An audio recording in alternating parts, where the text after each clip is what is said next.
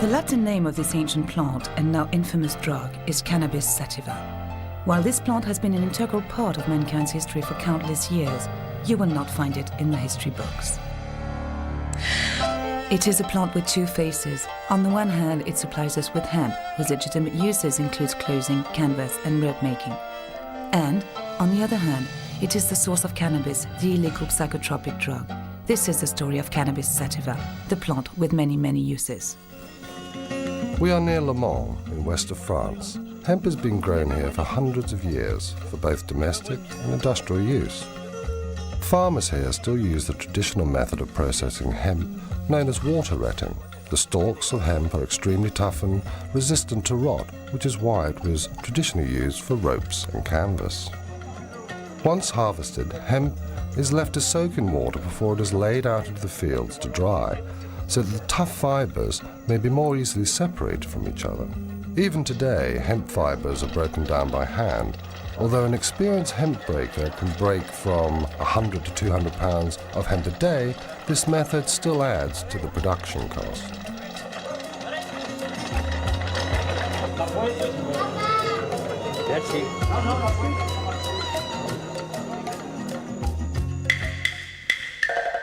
Cannabis sativa is one of the most ancient plants cultivated by mankind. Hemp processing was already developed in China 8,000 years before Christ was born. Hemp was first harvested for its seeds, a rich source of amino acids used for food.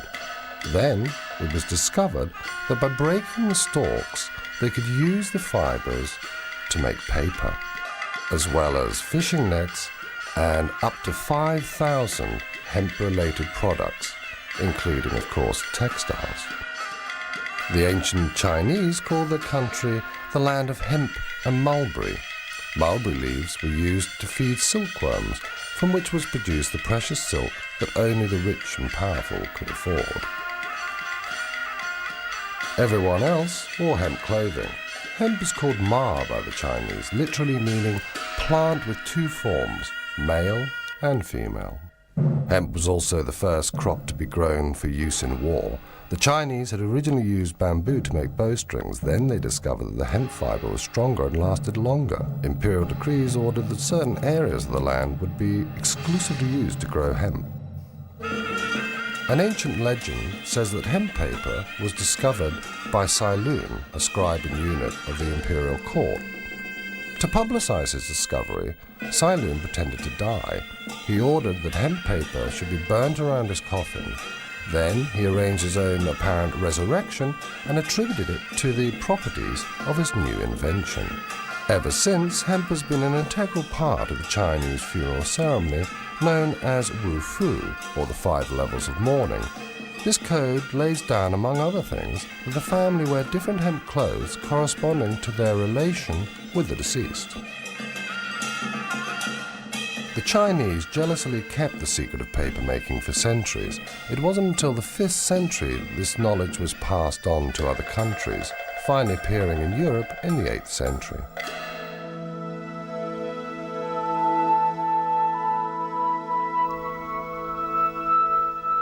The word cannabis comes from the Babylonian canna, meaning cane or stalk, bis meaning twice, with 2 forms or sexes, cannabis.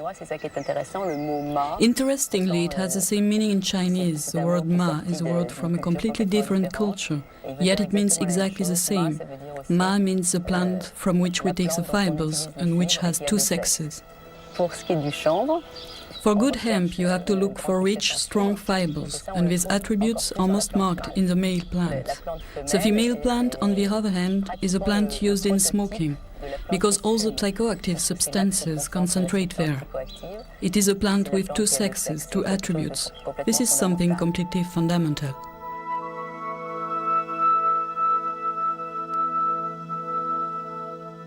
Cannabis has been used medically since the year 2800 BC, when Emperor Shen Nung founded the science of Chinese medicine.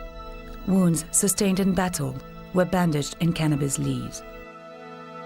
Today, doctors across the whole world are asking for the right to use cannabis as a treatment for pain, especially for cancer and AIDS. I'm a cannabis user. I've been using cannabis since I was approximately 9 years old. I've had cancer 10 times. It first occurred in my spine when I was 2 years old. I had a spinal fusion which fused my first 5 vertebrae together. I went on to have it from 2 to 10, 9 times in 8 years. It occurred once again when I was 15. We treated it with radiational therapy. Through the years, I've gone through radiational therapy, chemotherapy, and numerous forms of surgery. And I stumbled upon cannabis once after radiational therapy use. It alleviated my dizziness and nausea, just the secondhand smoke, and it also increased my appetite. And right now, I go around the world and I try to teach people about cannabis and its benefits and its usages, because I found it so beneficial in my situation.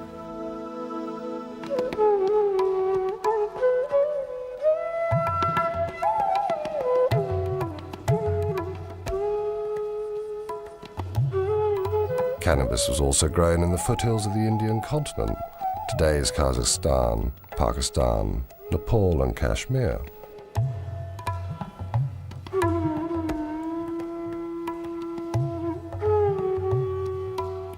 Having gathered the hemp harvest, Indian farmers used the water rotting process to break down the fibers, from which they made hemp flour, porridge or even popcorn.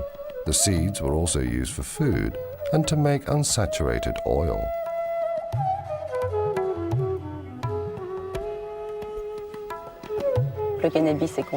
Cannabis is dedicated to Kali, the Hindu goddess, with 2 faces, destruction and reincarnation.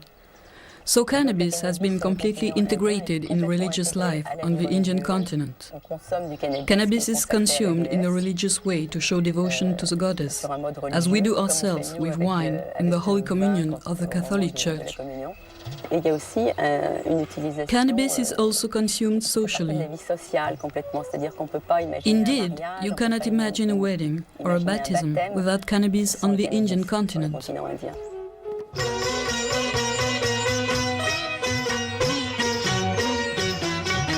Hey man, try some of this. It's absolutely dynamite. Oh yeah?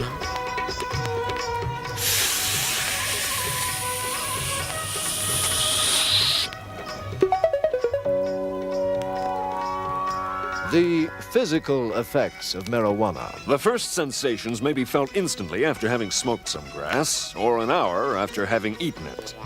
Usually, you creep slowly into a stoned condition, inch by inch, sliding upward, but if you've eaten it, the effects may come upon you suddenly and strike you full force in the middle of a word.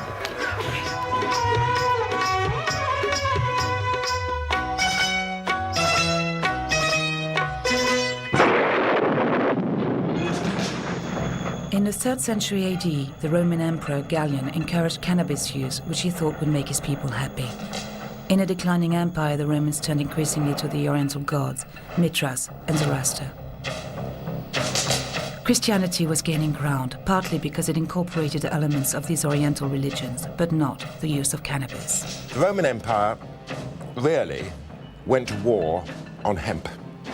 The Roman Empire provides a very good example of the importance, the strategic importance, one might say, of hemp in any society in history. The Romans had hemp arsenals either side of the Alps. They had one in Ravenna and one in Vienna. And the procurator of hemp was a very important position in the Roman hierarchy. That is not to say that hemp was only used by the Romans to make war with. It had its place in all the aspects of hemp and all the aspects of fibers that you can imagine that it would have, i.e. it figured in clothing, shelter, food, defense, aggression, and medicine. Later on, Christians associated cannabis with the devil, and its use was supposed to be part of the satanic ritual. By 1484, Pope Innocent VIII declared that smoking cannabis was sacrilegious, and he promoted wine as the only Christian holy sacrament. It seems that knowledge of the psychotropic properties of the plant had been lost, at least as far as official science was concerned. It became a hidden, secret knowledge. Only people who really had a good knowledge of plants and their healing powers continued to use the plant. And having a good knowledge of plants at that time was not generally a good idea, because such people were thought to be witches. They were called witches because they knew about things that ordinary people didn't know about and didn't understand. It was only in the 9th century that hemp cultivation was encouraged again by Charlemagne. In the monasteries, monks wrote their manuscripts on hemp paper by the light of a hemp oil lamp. In 1945, Gutenberg printed the first Bible. It was printed on hemp paper.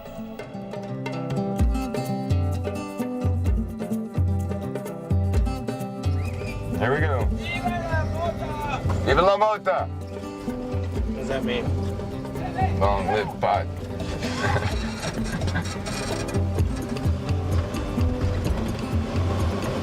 I have a good background and good education. I have 10 years of college, master's degree in biology, and 4 years in the School of Public Health at UCLA. So I started putting together a museum. Slowly people started giving me things they thought were hemp, and I looked around and found things that were historical. There was a can of hemp seed oil varnish here, and hemp Bible there that I've accumulated, 100-year-old flag, and so on. This is an ongoing educational process. I'm learning every day more and more things. People tell me things about hemp while I'm at the museum, so it's very instructive. My mother's a good example. When I learned the hemp stuff, I came to her and told her, and she says, no, it couldn't be the same plant. I know what hemp is. She's in her 80s now. I said, sorry, and gave her the book, and she's a believer now.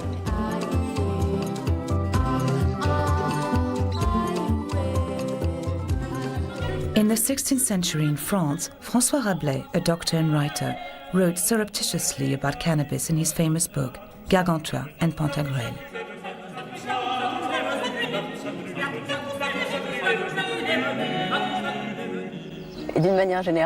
He appreciated cannabis so much that he called it Pantagruelion after his hero Pantagruel. Cannabis, for Rabelais, is Pantagruelion. And this plant has such wonderful properties, as he said, that if plants were to choose a king, in his words, a king of the woods, they would have chosen cannabis to be the queen of plants. Le cannabis, comme la reine des plantes.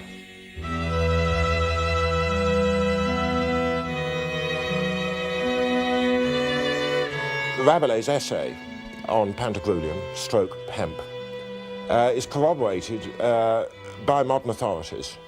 In particular, I could cite a noted French historian called Pierre Goubert. He was quite convinced that the marked increase in prosperity in the late 16th and 17th century in Western France was due, not exclusively, but primarily to the organisation of the hemp and flax industries. We may remember that at the end of the 15th century, Spain was the mistress of the Indies. And it was, according to Goubert, the organisation of the hemp and flax industries and their sale to Spain, their trade with Spain, that led to the rise in births, in marriages, into a general level of both population and prosperity at that time in France. In 1492, Christopher Columbus discovered America and at the same time introduced hemp to the New World. He offered the natives gifts including hemp seeds and cloths. Hemp was used to make sails and rope. Thanks to this crop, France, England, Spain and Portugal could strengthen and increase their maritime power.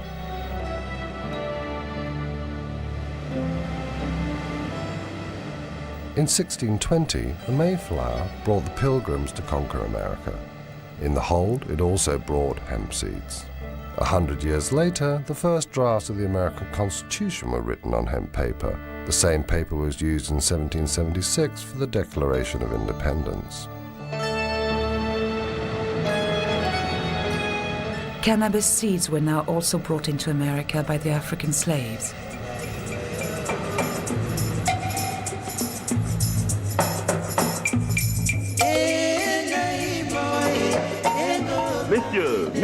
Messieurs, voici un jeune homme en bonne santé, fort robuste, excellent travailleur. 400 piastres. 500 piastres. 600 piastres. The Africans were captured in their own country to be used as slaves in America. They arrived without clothes and were given rough hemp clothes to wear. That was a traditional prison uniform.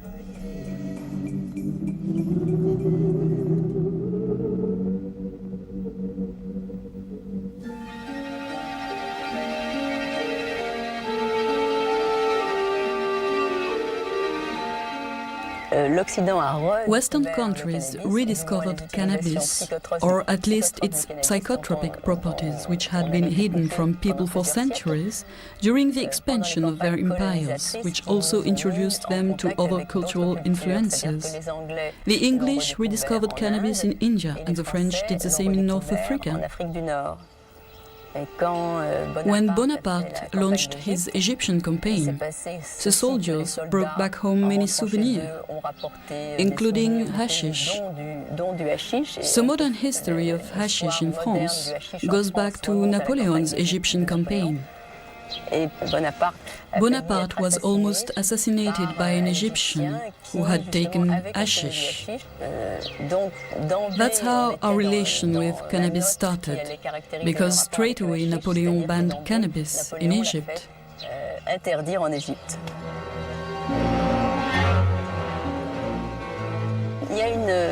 For a long time, there has been this theory in France. You can still hear it sometimes said, that the word assassin is derived etymologically from the word hashishin. But if you look closely at this theory, this is not a true derivation. Nevertheless, it has been used to discredit cannabis. What is interesting is that you can find the idea again behind the climbing myth.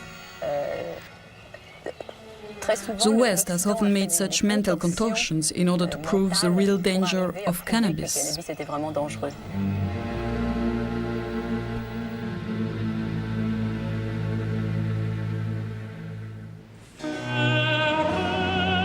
England has been using hemp as a strategic material for centuries. At the beginning of the 19th century, ropes and sails for ships were exclusively made from hemp, but 90% of this hemp was imported from Italy and Russia. The United Kingdom was seriously worried about maintaining its hemp supplies during the expansion of the Napoleonic Empire. King George III of England decided to increase the cultivation of hemp and to develop its production in the seaports along the south coast of Britain.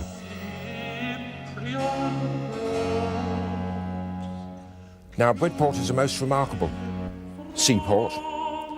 It has been making, growing, manufacturing hemp, flax, sailcloth, ropes, twines, nets of every conceivable description since time out of mind.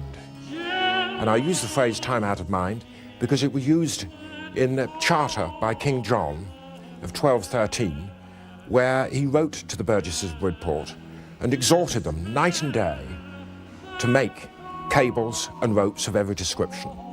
There were frequent wars with France, certainly from early medieval times, until, of course, Napoleonic Wars.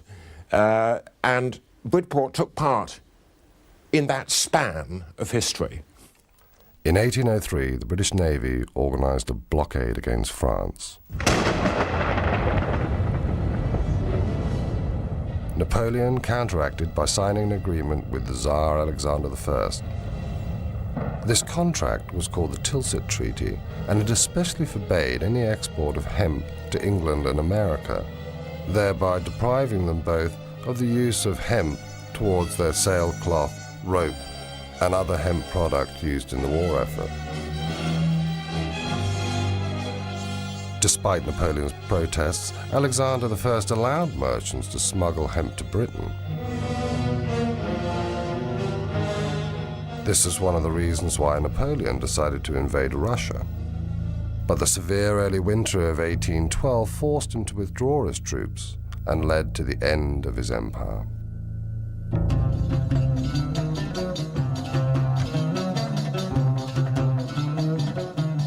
In the early 19th century, in Europe, the mysterious East became the latest rage, as did cannabis smoking. The Oriental wave influenced styles of interior decoration, clothing, and travel abroad.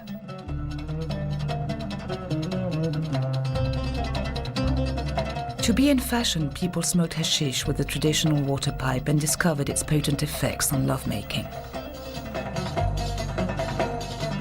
In Paris, the famous Assassin Club was located at Hotel Pimodon. Artists and writers came here to eat Dr. Joseph Moreau de Tours' famous jam, which incorporated hashish. Among them were Théophile Gautier, Eugène Delacroix, Charles Baudelaire, Alexandre Dumas, Gérard de Nerval.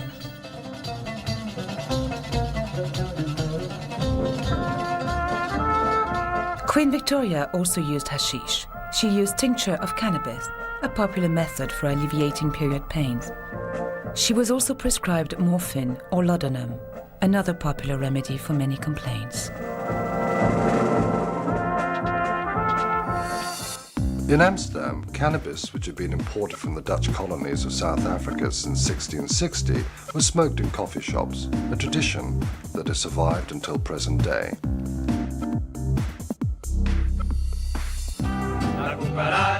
At the end of the 19th century, Indian migrants brought cannabis into Mexico, where it was named marijuana and then became the symbol of Pancho Villa's rebellion with the song La Cucaracha.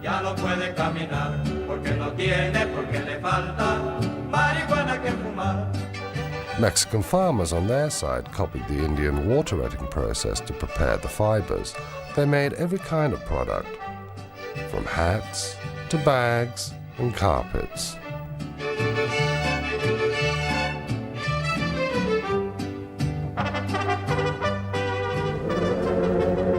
Marijuana traveled from Mexico to the southern states of America. Black people working in the cotton plantations smoked it to try and soften their harsh lives, which were aggravated by the economic aftermath of the Civil War. Marijuana fever hit the suburbs of Louisville through Dixieland jazz and swing.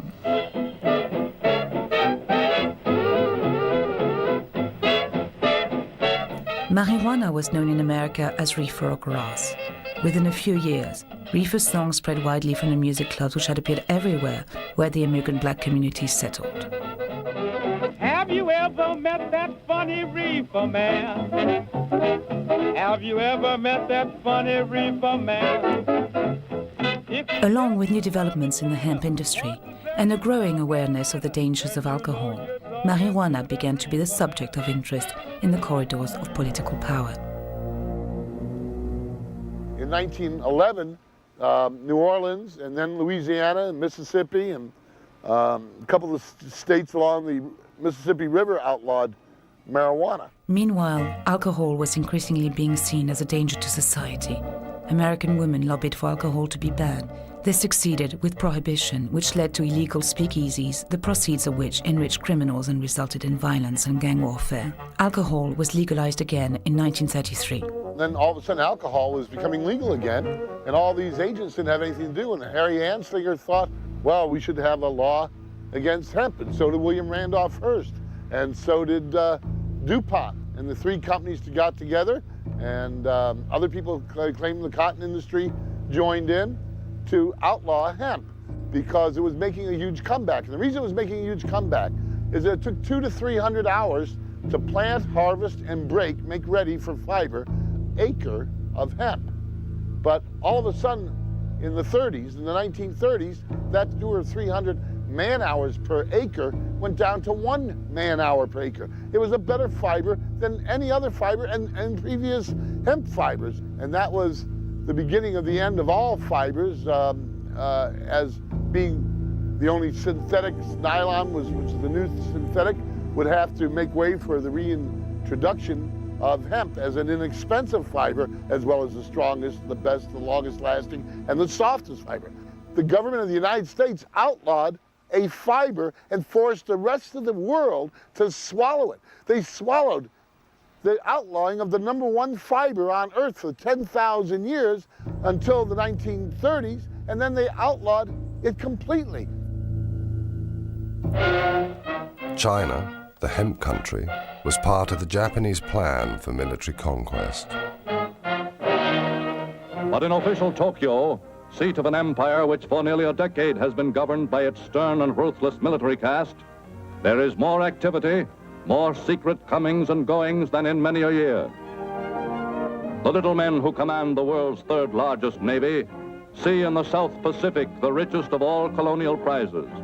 The Philippines, a group of 7,091 Pacific islands which, still under the protection of the U.S. flag, constitute the only major hazard to Japanese plans for new conquest in the war year of 1940.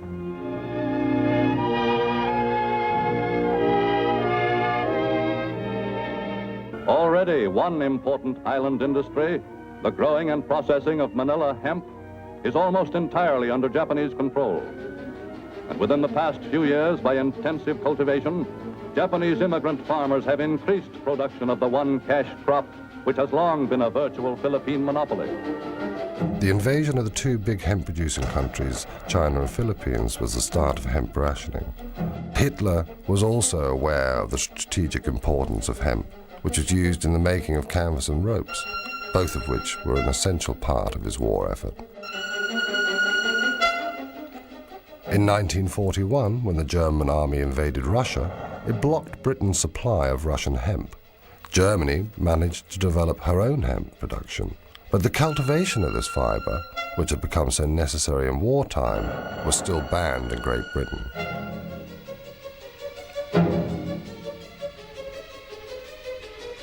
In 1942, the German troops reached the center of Russia. The land continued to produce hemp, which enabled Hitler to move confidently to the next stage of his plans for the Reich.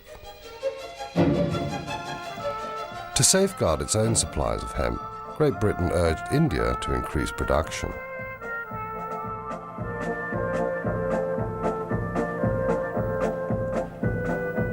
Meanwhile, war was spreading to Japan.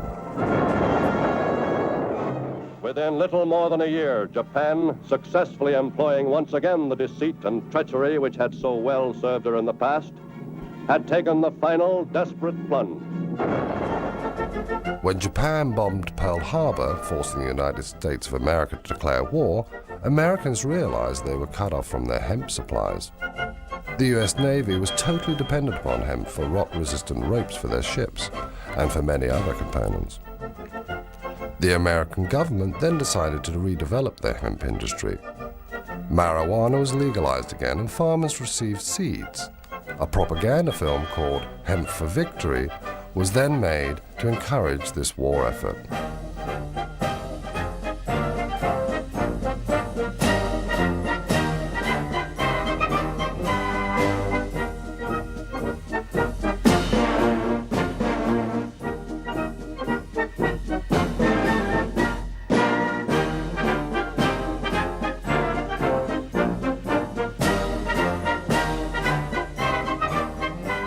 The Allies' air forces were completely reliant upon hemp. Parachute straps, packs and belts were made out of hemp. No other available fiber was so strong and so reliable under combat conditions. After General MacArthur had forced the Japanese to withdraw from the Philippines, hemp production soon reached pre-war levels again. After the war years, a new world arose from the ashes of the old. India gained independence.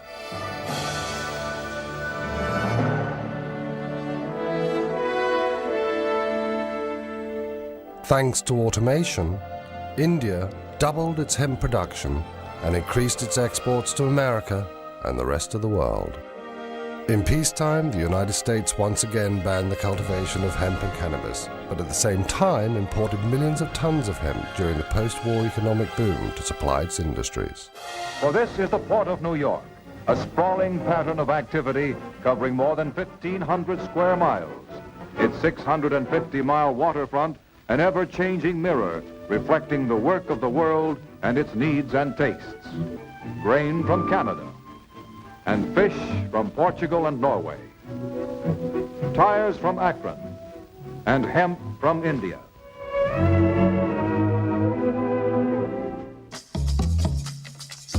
During the post-war years in France, hemp growing and processing went through a revitalized industrial revolution. What is interesting to underline is the fact that in France hemp culture went on in spite of American prohibition. While prohibiting marijuana in the USA, they prohibited hemp too, and so you couldn't grow it anymore. In France, hemp growing went on. France was a very rural nation at that time, and remained so until the 50s. They continue to cultivate hemp there today. What happened was that synthetic fibers went on to become a huge development.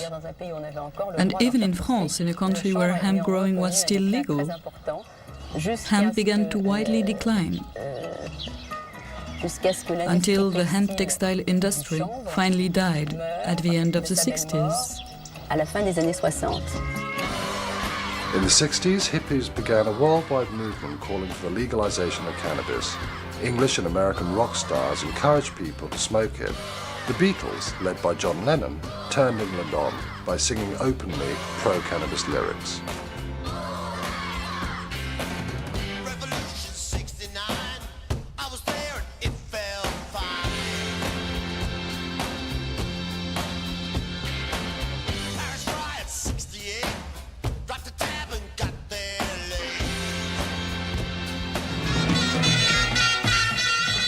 The Rolling Stones' preference for Moroccan hashish brought them more fans, offering an alternative to the Beatles and to the fashion for things Indian. Hippies then decided to hit the road for Morocco. Do you see the fields over there on the mountain? At this time of year, you can't find any other plant growing there, because this is the only crop that grows here. Can you see how easily it grows? You can find it even in front of the hotel. I think if these people had to choose a symbol, it would definitely be the hashish flower.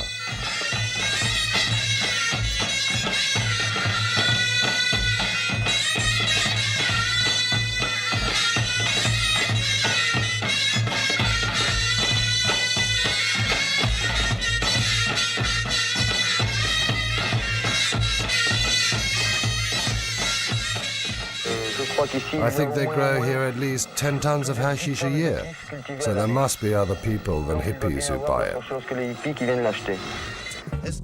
In Jamaica, the Rastafarian religion advocated smoking cannabis. They called it ganja. Herb is the sacrament of the Rastafari Church, and basically through studying the Bible, we understand that it's there for the healing of the nation. In other words, it can nourish the mind just as food nourishes the body. It's like a key that can open certain aspects of your mind, and the brain needs feeding just as the rest of your body does. But for me personally, it seems to tune you into a certain wavelength that you can't reach without it. Although I do understand that through certain meditations, one can achieve these heights without smoking herb or taking any other drugs. But in the 20th century, I personally don't have the time, so it's like a shortcut to get to this place to help you be creative. And another thing I find really interesting about weed is how through the smoking of it or the trying to acquire it, it brings together people of different classes, backgrounds, cultures. And in bringing those people together, there's an exchange of ideas, and through that exchange, other things happen. At the same time, cannabis was legalized in Holland. That's how Ben Dronkers was able to become the first legal producer of marijuana to become a millionaire. Here we find different varieties that me and my colleagues, we tested out by once in a while, looking at the plants and try them out. In that sense, it's a wall where people can always look and go back to and say, this variety had a certain smell or a certain aroma. Quality is very important, and it's the most important factor where we look at. Always people think also about quantities of material you can harvest, and of course it's very difficult to have a balance. You find plants with very large, big buds, and you find plants with smaller buds. But even the plants like this that have a very small bud is one of our basic plants we have for the breeding of many of the strong varieties that you can see on this side. That means that some of the strengths and some of the important potency we always try to bring back in one variety, and that is the variety that people buy in the shop. And that is the importance of good seed, is like any farmer could know that that's the start, and then you end up with some good materials. The Sensi Seed Bank grows the best marijuana seeds in the world, I think, for many years. Also, we want to make the best hemp seeds from the world, and we're working very hard on that. For that, we made a new company that's called Hempflex, and Hempflex produced in the north of Holland on this moment, last year, 140 hectares of hemp, and coming year we want to go to 1,500 hectares. That is the minimum we want to do, and for sure later on we will have to do more. From that material we have produced last year, we're producing on this moment just the raw fiber and the wood materials. It comes out like that. And from the wood we have the plan to make cat litter, and actually the same things like people want to do in England. It's beautiful wood you can press from it, and also some composites like this pressed from fiber and wood. And very interesting, what I like, one of the things I like myself the most is the isolation material. It smells good, you can make it fireproof, and it's much better than all the glass fiber that is all in these living rooms out there. So hemp is the future.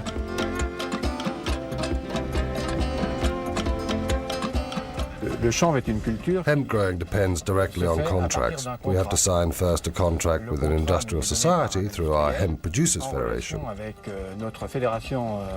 At this point, it becomes possible to grow hemp. Hemp sowing is made each year around May, and you harvest it around the beginning of September.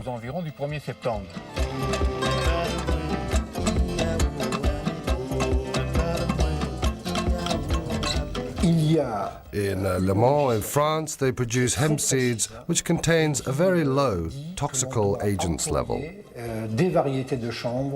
Hemp legalization is very precise and obliges producers to use varieties which have been tested and contain no drug. They must have not only a strong agricultural potential, but a very low THC rate too.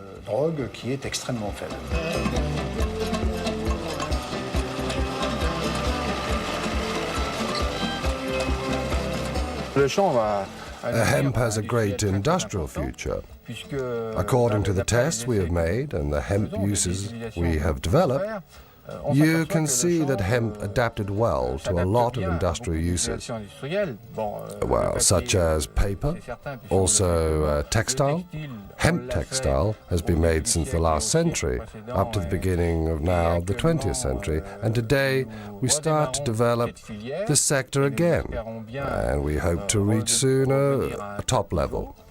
As far as other industrial uses are concerned, we have now a lot of French and foreign demands to test this material. Here, for example, amongst others, for a hemp industrial use, a German asked us to test and incorporate hemp in the braking disc manufacturing process because it's very resistant and non-toxic at all. Non-toxic for human beings. Hemp renewal has drawn the attention of the American Cannabis Bible and magazine High Times, who sent their intrepid journalist Ed Rosenthal to Europe and Hungary to bring back photographs. Ed has issued a book called Hemp Today.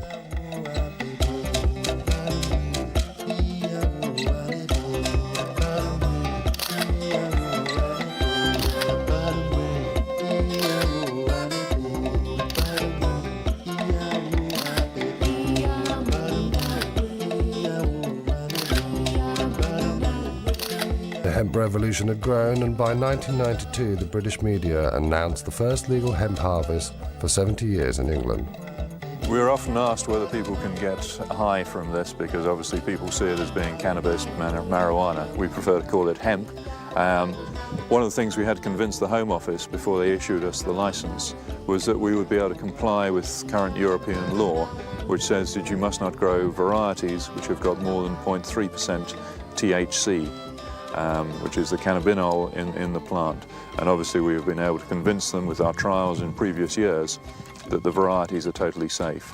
They have checked up on these crops, they've sent inspectors around, samples have been taken to check, and you can get no satisfactory effect from smoking any of this crop. Or if you smoke the entire 50-acre field behind me, you would get a very big headache that would do yourself no good at all. At the first International Ecological Festival in Frankfurt, March 1995, the green activists are successfully promoting hemp culture. The International Hemp Association was formed in 1992. We're based in Amsterdam in the Netherlands. And this group was formed primarily to facilitate communication between the various groups, sometimes factions, within the hemp world. We're a non-political organization. We try to be an impartial liaison between all sorts of factions involved with the cannabis world, whether they be involved with medical use, textile use, oilseed use, any of these various uses for hemp. Near the conference, a commercial exhibition shows the possible benefits of hemp and cannabis. Since the legalization of cannabis use in March 1995 in Germany, hemp has become fashionable in the small world of the ecological producers of this country. It's 100% natural cosmetic done of the basis of hemp oil.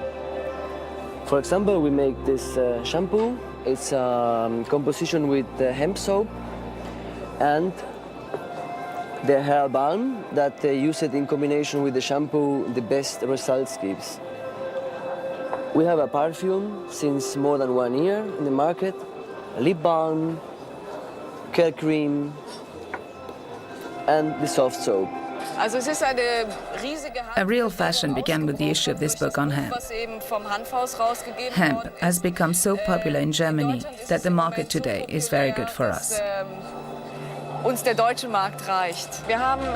Some of our textiles come from Eastern Europe, from Hungary, Romania, very few from China because we are not yet satisfied with the quality. And we have also our own textiles directly produced here in Germany. I hope it will soon be legal to grow hemp in Germany, because a lot of European countries already do it. We still have a very strong bureaucratic system in Germany, and for this reason we are not yet allowed to grow hemp. But I think hemp growing will soon be legalized here too. Ecolution attempts to get more hemp grown, produced, and sold all around the world, and we do that in a variety of ways. Our pride and joy at the project that we take the most satisfaction in is the development of the first hemp jeans, the first 100% hemp blue jeans since Levi Strauss first made them in the 1860s. Hemp seeds and oil are increasingly used in cooking. In Switzerland, a cookery bestseller includes 22 recipes based on hemp.